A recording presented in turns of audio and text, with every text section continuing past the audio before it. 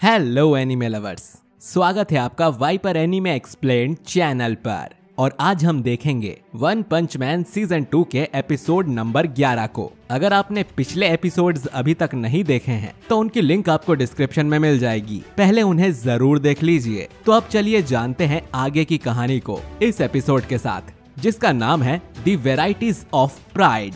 Episode की शुरुआत में गारो को दिखाया जाता है जो कि बहुत घायल और थका हुआ है, मगर फिर भी वो क्लास ए और बी हीरोज से लड़ता जा रहा है। डेथ गैटलिंग कहता है कि मैं चुन चुन कर उन सभी हीरोज को यहाँ लाया हूँ जो ना जाने कितनी बार मौत को हरा चुके हैं। ये सबसे बेस्ट हीरोज हैं। जिस पर गारो हंसने लगता है और कहता है कि क्या ये हैं तुम्हारे सबसे बेस्ट हीरोज? मुझे क्लास एस का तो एक भी हीरो यहाँ नहीं दिख रहा है। क्या हीरो एसोसिएशन को बिल्कुल अंदाजा नहीं है कि मैं कितना खतरनाक हूँ?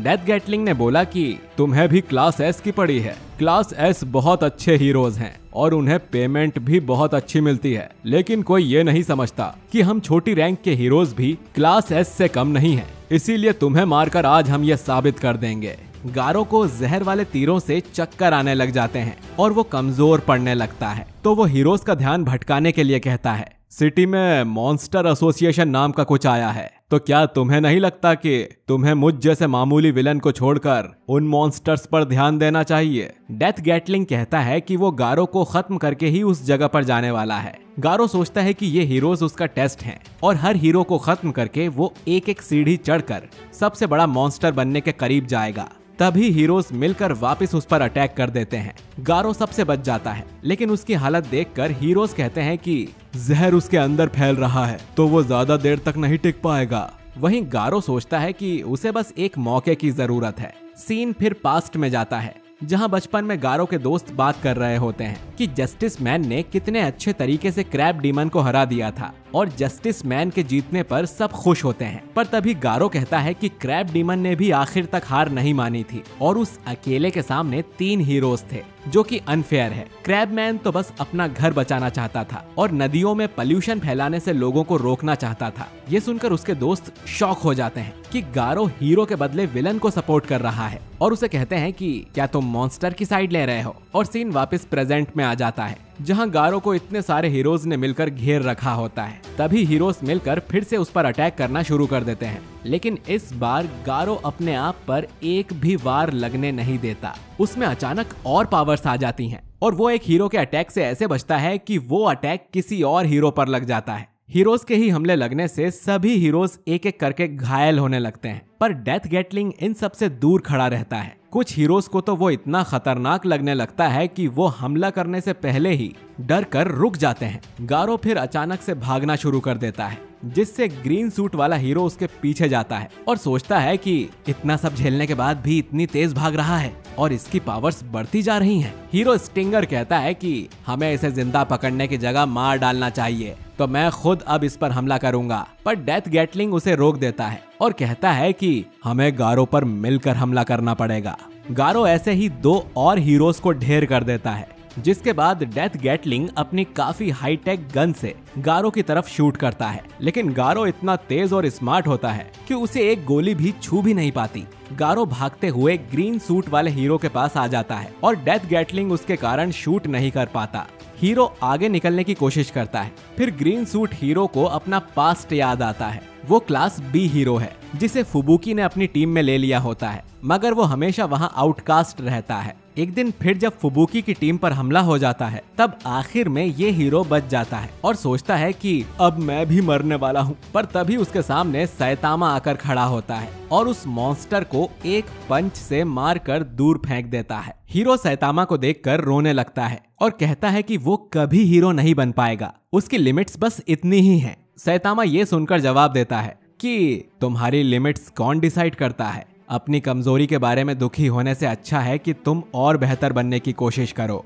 और फिर उसी दिन से ये हीरो और स्ट्रॉन्ग बनने की कोशिश में लग जाता है। सीन वापस प्रेजेंट में आता है, जहां ग्रीन सूट हीरो हिम्मत ना हारने की ठान कर गारो को पंच करने वाला होता है, पर उसके पहले ही गारो उसे इतना तेज पंच मारता है कि हीरो को खून आने लगता है और उसके दांत भी टूट जाते हैं। इससे दूसरे हीरो को बहुत तेज गुस्सा आता है और वो गारो पर अटैक करने वाला होता है, पर गारो उसे भी हरा देता है। अब बस डेथ गैटलिंग बचा होता है, जो कहता है कि अब तुम किसी भी हीरो के पीछे छुपकर सहारा नहीं ले सकते, तो अब तुम गए।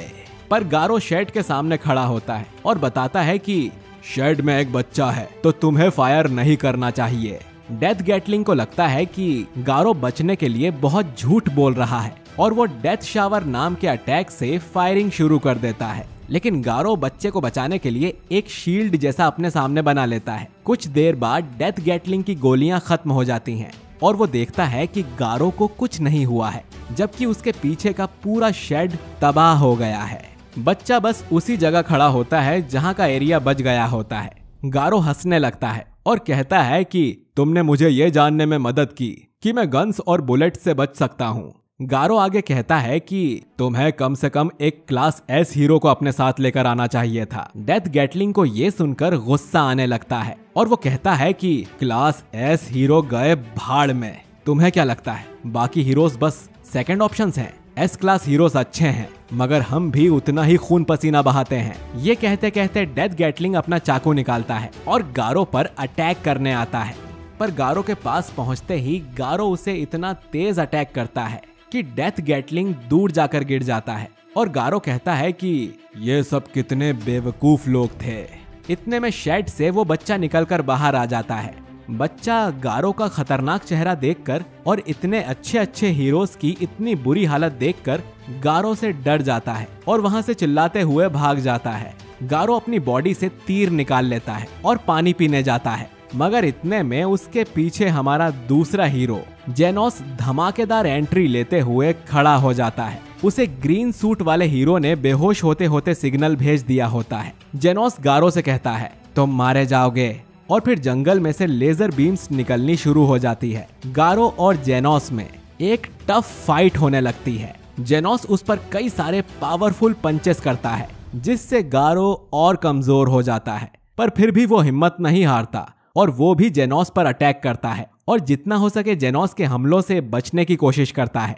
फिर गारो एक स्ट्रॉन्ग पंच मारने के लिए हवा में उछलता है और तभी जेनोस उस पर ब्लास्ट कर देता है और वो इस बार भी बच जाता है। तभी सीन चेंज होकर किंग के घर में आता है। किंग और सैतामा अभी भी गेम खेल रहे होते हैं और उन्हें बिल्कुल भी आइडिया नहीं होता है कि बाहर की दुनिया में क्या क्या चल रहा है और सैतामा अभी भी किंग से हार ही रहा होता है। किंग सैतामा को ताने मारता है कि वो इस बार फिर जीत गया। सैतामा के मूव्स हमेशा सेम होते हैं, वो बस बटन्स को जोर जोर से हिट करता रहता है और इसी कारण किंग उसे बंद आंखों से भी हरा सकता है। सैतामा इससे और स्ट्रेस में आ जाता है और दोबारा मैच खेलने के लिए तैयार हो जाता है, पर तभी किंग का इमरजेंसी अलार्म बजता है, जिससे सैतामा खुश हो जाता है और कहता है कि चलो वहां चलें ताकि मैं उन्हें हरा दूं।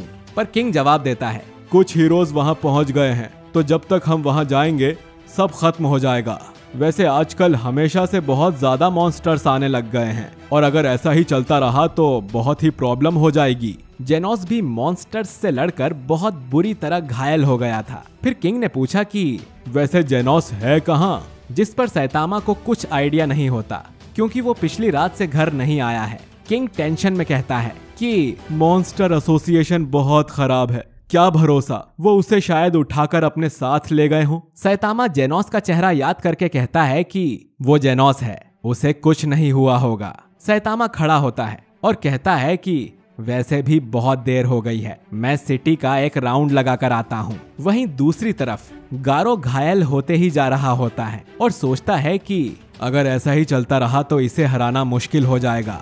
जेनोस गारो को सरेंडर करने को कह देता है। फिर गारो अपने लड़ने का तरीका बदलकर same to same watchdog man की तरह लड़ना शुरू कर देता है, जिससे जेनोस थोड़ा कंफ्यूज हो जाता है और इससे पहले कि वो कुछ समझ पाए गारो उस पर अटैक करके उसका एक हाथ तोड़ देता है। फिर गारो को पकड़कर एक पेड़ से बांध देता है और वापस जेनोस की बॉडी से अटैच हो जाता है। गारो पेड़ से चिपका हुआ कहता है कि मैंने शायद बहुत हंगामा खड़ा किया हुआ है, जो सारे हीरोज मुझे ही मारने आ रहे हैं। जेनोस ने कहा कि मॉन्स्टर एसोसिएशन के आ जाने से वैसे ही हालात कुछ ठीक नहीं चल रहे हैं, इसीलिए हमें मिलकर काम करना पड़ रहा है और सबसे पहले हम तुम्हारे जैसे चिंदी चोरों को खत्म कर रहे हैं।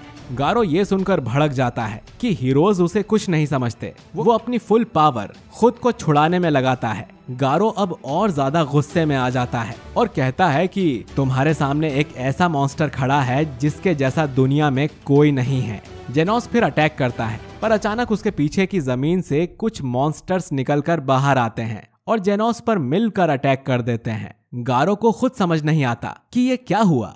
इतने में उसके पीछे भी एक मॉन्स्टर आता है और कहता है कि चलो गारो, हम मॉन्स्टर एसोसिएशन से हैं और तुम्हें हमारे साथ लेने आए हैं। गारो कहता है कि उसे किसी भी मॉन्स्टर एसोसिएशन से जुड़ने में कोई इंटरेस्ट नहीं है, पर तभी वो मॉन्स्टर अपने कांटे निकालते हुए बताता है कि गारो को लाने के उन्हें कुछ स्पेशल ऑर्डर्स मिले हैं। तभी गारो देखता है कि सभी मॉन्स्टर्स को जेनोस ने खत्म कर दिया है और तुरंत गारो के पीछे वाले मॉन्स्टर को काट दिया। जेनोस को लगता है कि गारो भी मॉन्स्टर एसोसिएशन से जुड़ा है। जेनोस आगे कहता है कि कल वो हार गया था, जिससे उसे पता चला कि दुनिया में उससे पावरफुल मॉन्स्टर्स भी हैं, मगर उसने ठान लिया है कि अब वो नहीं हारेगा। जेनोस फिर अपने मास्टर सैतामा की कही बात दोहराता है, जिससे गारो को सैतामा का नाम पता चल जाता है, जिस पर जेनोस कहता है कि मेरे मास्टर असली हीरो हैं, जिन्हें कोई नहीं हरा सकता। इतने में बैंग वहां आकर गारो पर हमला कर देते हैं और जेनोस से कहते हैं कि प्लीज इसे मुझे मारने दो।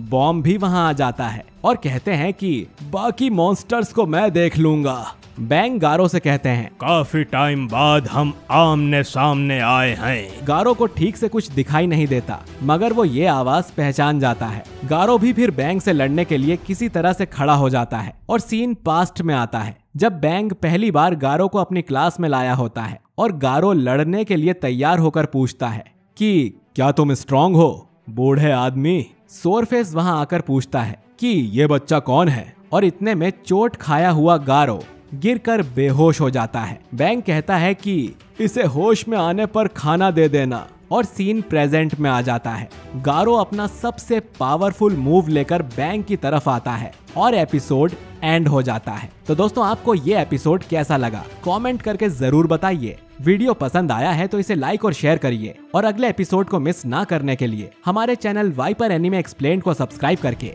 बेल आइकन जरूर दबाइए। बाकी मैं मिलता हूँ आपसे बहुत ही जल्द एक नए वीडियो के साथ। शुक्रिया।